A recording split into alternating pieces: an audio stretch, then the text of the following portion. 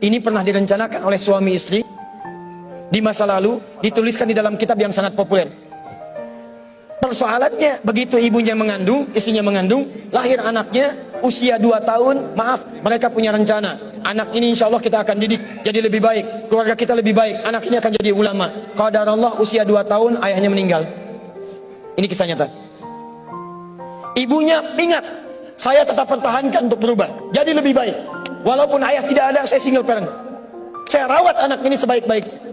Usia 4 tahun, anak ini, maaf ya, terkena penyakit buta permanen. Hijrah tidak akan sepi dengan ujian. Suami meninggal, single parent, anaknya kemudian buta permanen. Apa yang dilakukan oleh ibunya? Ibunya tetap berpedoman, Allah pasti akan berikan yang terbaik. Anak ini kemudian terus didoakan, bangkit di malam hari, perbanyak kemudian tingkatkan ibadah. Ingat ya rumus ini, orang tua yang rajin ibadah maka boleh jadi kebaikannya akan diturunkan pada anaknya. Ibunya yang berdoa, anaknya yang mendapatkan bagiannya. Matanya buta tapi diganti oleh Allah dengan ingatan yang luar biasa. Kalau Anda bacakan satu kalimat, satu baris ini, satu lembar buku dibacakan oleh Anda satu halaman, maka seketika dia akan ingat seketika tanpa diulang, dengan titik, dengan komanya.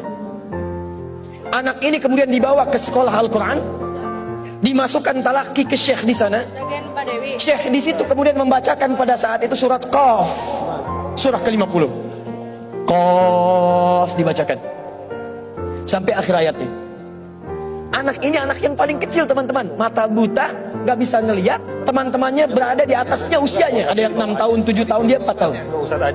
Begitu selesai membacakan, kata syekhnya, lihat kalimatnya, man hafidha ala zahri qalbi, siapa yang hafal apa yang tadi saya bacakan, hafalan di dalam kepalanya, bukan di luar kepala. Hafal di luar kepala masih belum hafal. Kata syekhnya, hafal di dalam kepalanya. Tiba-tiba saat semuanya diam menyimpan tangannya begini, anak yang buta tadi mengangkat tangannya mengatakan, hafidtu ala zahri qalbi, saya sudah hafal. Syekhnya penasaran, kata syekhnya, bagaimana? Diambil anaknya ke depan, diminta baca, Masya Allah, bacaannya bukan hanya hafal, makhrajnya, sifat hurufnya, tajwidnya, semua mirip dengan syekhnya. Kata syekhnya, minal an tadrusul hadis, dari sejak sekarang ananda mesti belajar hadis, karena Quran itu dijamin kemudahannya, hadis yang tidak ada jaminan. Anak ini secara singkat, tinggal 1 menit, pulang ke rumahnya, diantar oleh asisten rumah tangga ibu tadi. Begitu nyampe di rumahnya, wajahnya gembira, mengatakan pada ibunya, Ummi, ibu, tadi saya dipuji oleh saya begini, ada kejadian begini, saya seperti ini. Kata anak ini, minal an uridul hadis, ma, sekarang saya pengen belajar hadis. Kata ibunya, ya bunayya iktafi bil Quran, anakku sayang, kamu punya keterbatasan, supaya kamu nggak capek sekarang Quran dulu, baru setelah itu hadis. Kata anaknya, lah, dia percaya pada gurunya, dia percaya pada keyakinannya, dia katakan, ma, saya pengen belajar hadis. Dia tinggalkan ibunya sambil meraba jalan begini ke kamarnya.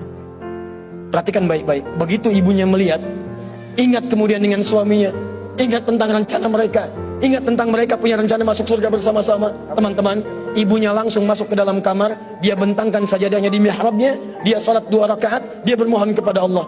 Saat sujud itulah dia tumpahkan segala keinginannya. Perhatikan kalimatnya. Rahasianya ada di Quran surah ke-17 ayat 110 sampai dengan 111, paling kanan sebelah atas. Ya Allah yal basir, yalladzi ala kulli syai'in qadir, a'id basirat ibni. Saya mau akhiri. Ketika tumpah air matanya dia katakan, ya Allah yang maha melihat, mohon kembalikan penglihatan anak saya. Yal basir, yalladzi ala kulli syai'in qadir, a'id basirat ibni. Begitu mengatakan kalimat itu, capek ketiduran. Kemudian pada saat itulah anaknya sedang mengulang surat Qaf di kamarnya. Begitu ibunya mengatakan yal basir, anaknya sampai pada ayat ke-22. Laqad kunta fi ghaflatin min hadza fakashafna 'anka ghita'aka wa basaruka al-yawma hadid. Ibunya menyebut yal basir, anaknya sampai di ayat wa basaruka al-yawma hadid. Dulu pandanganmu tertutup, sekarang kami akan buka, kamu akan melihat setelah ini dengan setajam-tajamnya. Ayat ini sebetulnya kemuliaan akhirat, tapi diturunkan mendapatkan kemuliaan dunia. Tiba-tiba setelah baca ayat ini, ibunya berdoa, bersamaan kalimatnya, tiba-tiba terbuka pandangannya.